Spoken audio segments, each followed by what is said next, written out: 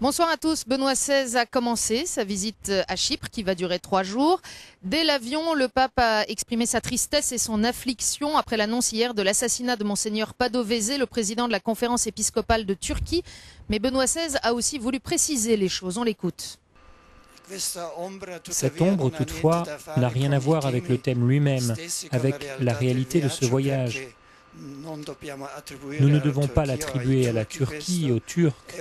C'est un événement sur lequel nous avons peu d'informations, mais il est sûr qu'il ne s'agit pas d'un assassinat politique ou religieux, mais d'un acte personnel sur lequel nous attendons encore toutes les explications.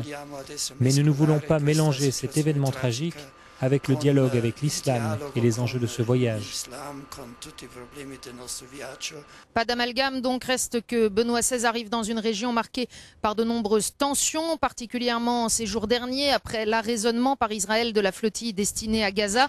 Et puis dans ce pays, même de Chypre, vous le savez, coupé en deux depuis 1974, Benoît XVI qui a souligné qu'il ne vient pas avec un message politique, mais qu'il vient en témoin de la foi pour aider les âmes à s'ouvrir à la paix. Tout cela pour dire que nous sommes invités à imiter la patience de Dieu après toutes les affaires de violence, à ne pas perdre patience, ne pas perdre courage, ne pas perdre la longanimité pour recommencer,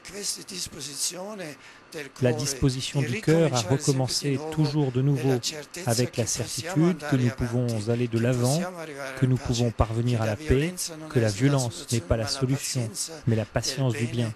Le pape Benoît XVI qui, pour ses premiers rendez-vous à Paphos, là même où prêchèrent Paul et Barnabé, a salué l'histoire de Chypre, l'histoire des chrétiens de Chypre et en particulier leur engagement dans le dialogue écuménique. Il a célébré un temps de prière écuménique dans une église qui appartient aux orthodoxes, qui est prêtée aux catholiques et aux anglicans, juste avant de gagner ce soir Nicosie, la capitale où l'attendent demain de nombreux rendez-vous.